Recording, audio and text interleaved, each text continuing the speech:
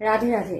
সম্প্রতি বাংলাদেশে হিন্দুদের উপর অত্যাচারের বিরুদ্ধে যেভাবে আমরা ভারতবাসীরা, আমরা হিন্দুরা প্রতিনিয়ত প্রতিবাদমূলক পোস্ট করে চলেছিলাম, এরকম অনেক ওয়াল রয়েছে যেখানে আমি প্রতিবাদমূলক পোস্ট সবসময় ঘন্টায় ঘন্টা 2-3টে করেও দেখেছি, শেয়ার করতেও দেখেছি প্রচুর পোস্ট এমন।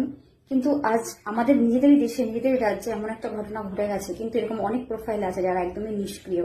তারা ডেলি জীবনে খাওয়া দাওয়া করছে, নিজেদের বাচ্চা নিয়ে ভালো আছে, দিব্যি আছে, নিজেদের ভালোবাসার পোস্ট করে চলেছে, কিন্তু এটার বিরুদ্ধে কোনো পোস্টেই নেই।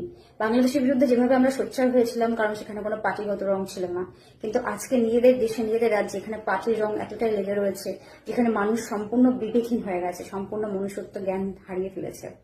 কোনো পার্টির কালার নিজের শরীরে না লাগিয়ে অন্যায়কে অন্যায় বলতে জানা, অন্যায়কে অন্যায় বলতে পারা, একটা প্রতিবাদমূলক পোস্ট করা, এটা হয়তো সকলের জন্যই কাম্য। একটা মানুষ হিসাবে হয়তো সেটাই আমাদের কাম্য। আমার বাড়ি একটা এমনই জায়গাতে না, যেখানে 5 থেকে 10 মিনিট অন্তর অন্তর একটা করে